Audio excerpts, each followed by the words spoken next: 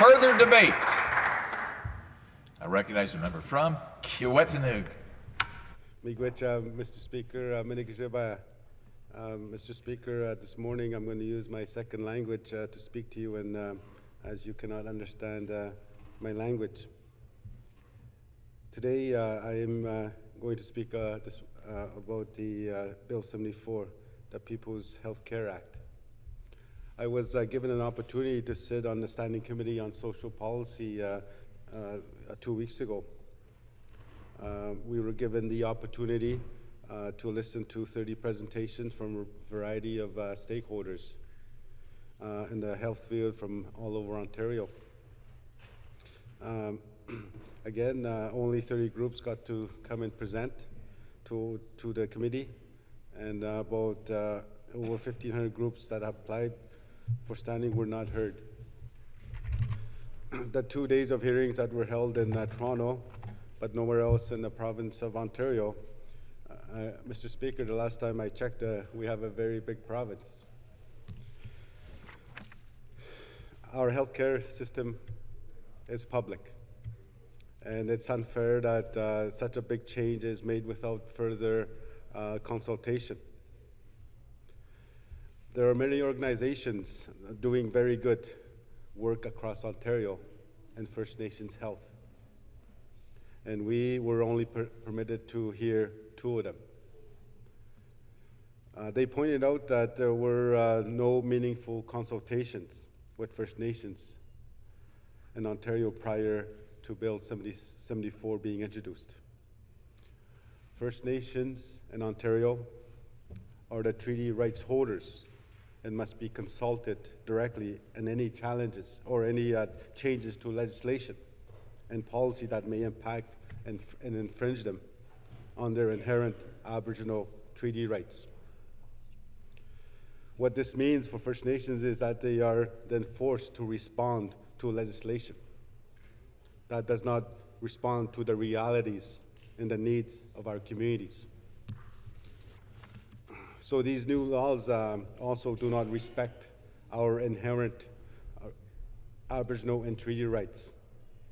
The requirement to consult and accommodate First Nations' interest is a must, but it is also good practice. First Nations in Ontario do have concerns with Bill 74 and its contents, and also what it means when implemented. They believe the way healthcare is planned, delivered in this province must change and improve. First Nations want to see structural changes to the way healthcare is designed and delivered for our people. But they have concerns that Bill 74 will not bring about the changes that are so badly needed without consideration and action in response to First Nations input in this process.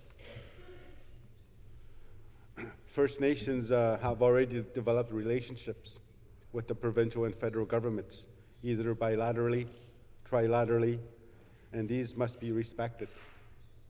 As the Minister of Health committed to on the day this legislation was announced, but to date there's been no meetings to date.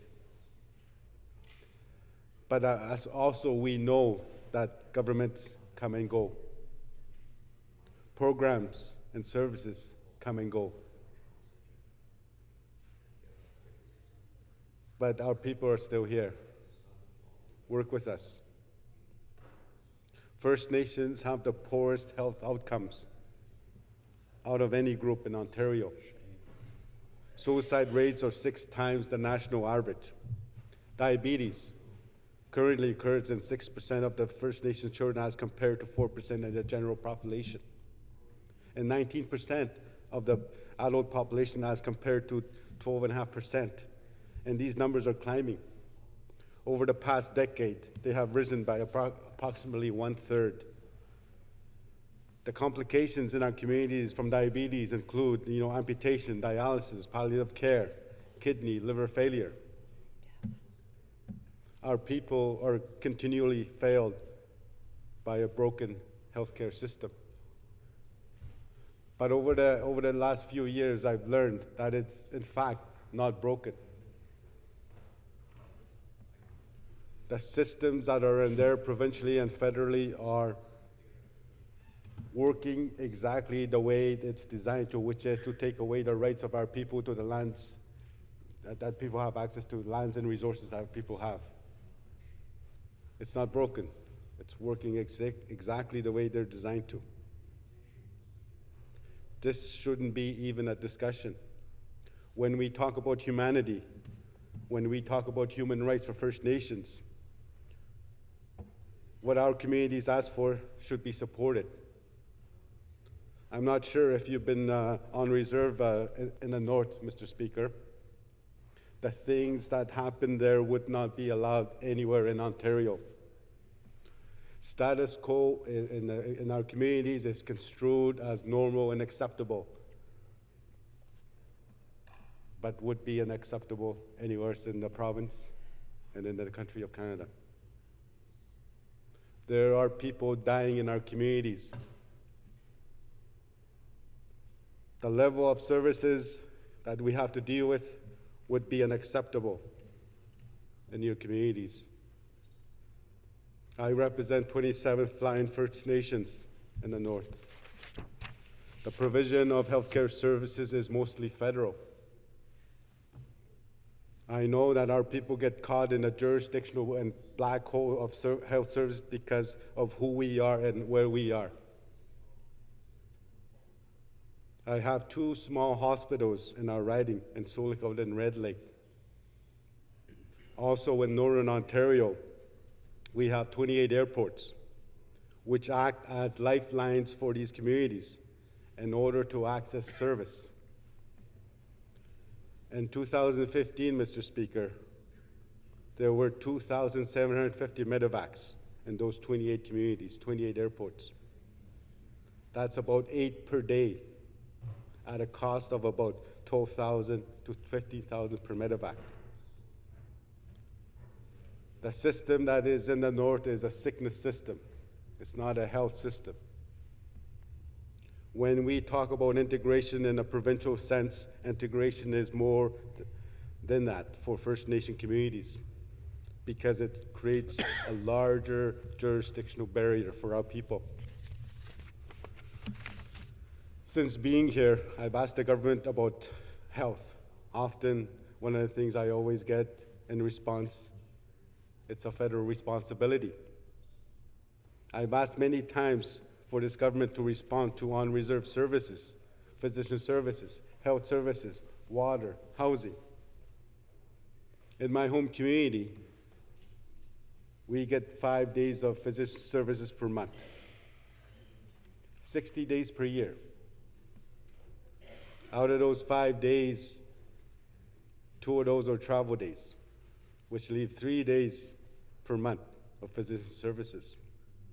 That's what healthcare is. That's what healthcare looks like. I asked my colleagues from Southern Ontario, from the South, would you settle for only being able to see a doctor 3 days a month for a community of 600? We've heard from the First Nation leadership, such as Anishinaabe Nation, during the hearings. They have a plan. That plan has to be respected because they are ready to transform their own healthcare system in using both the federal and provincial resources and the two responsibilities. Mr. Speaker, the cost of complacency, of doing nothing, will be at the cost of people's lives and people's health.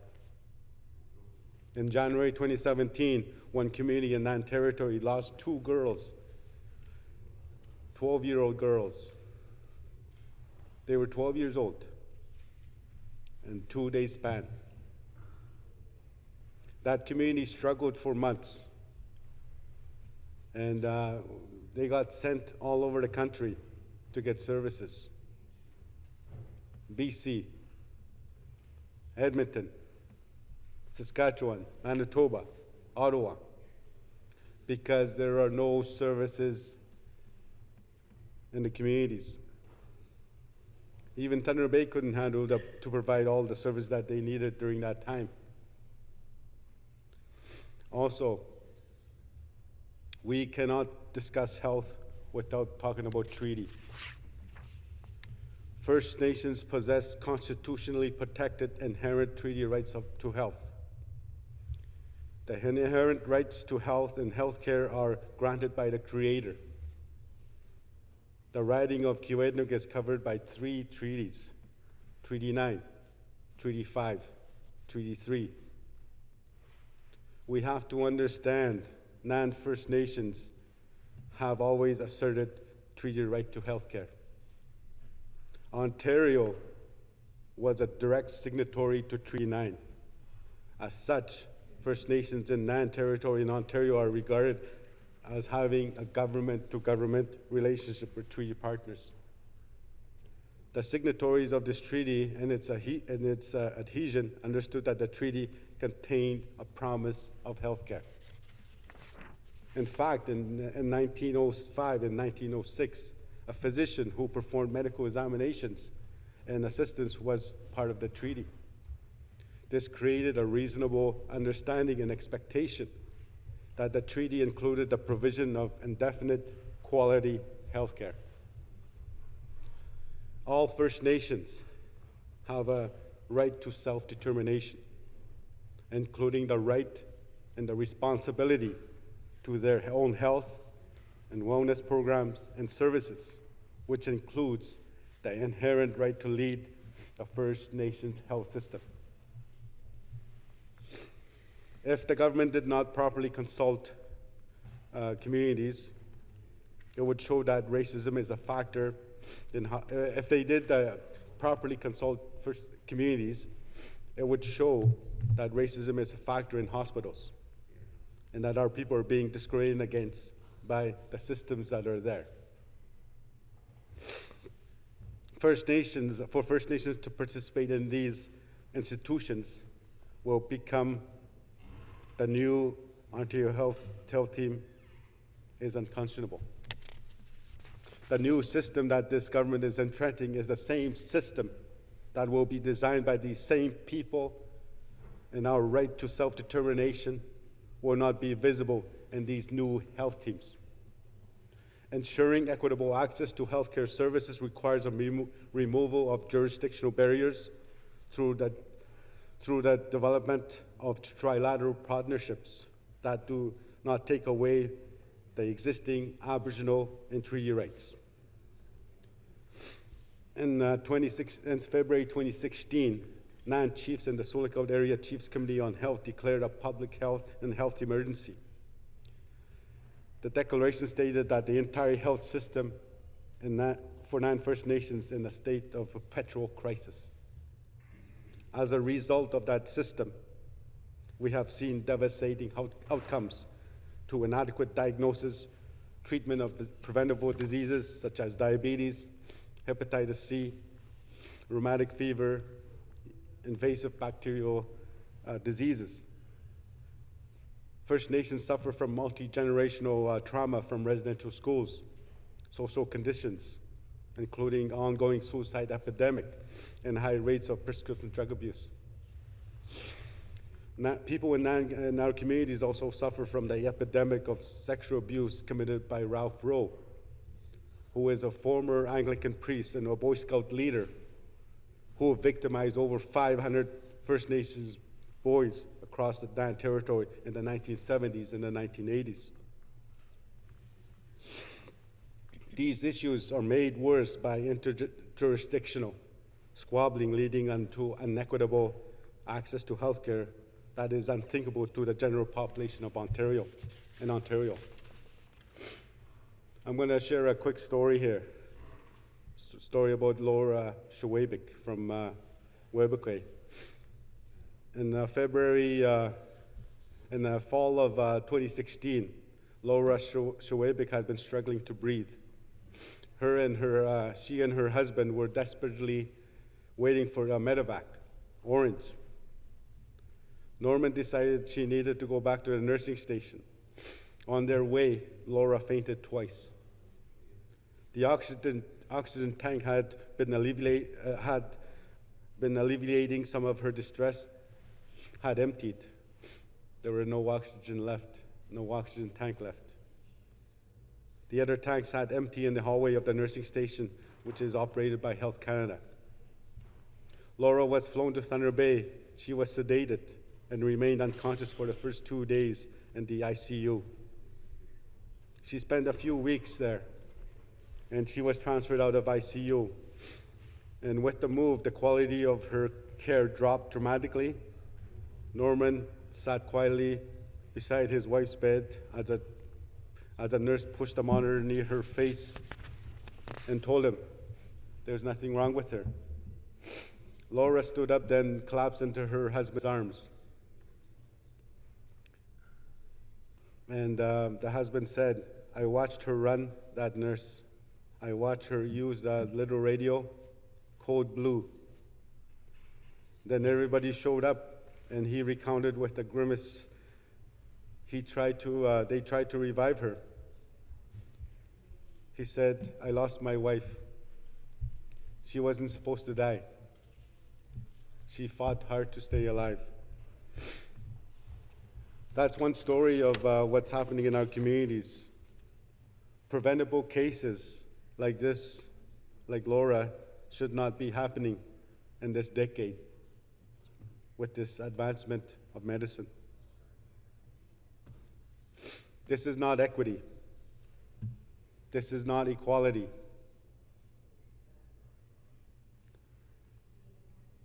This is not human rights at all.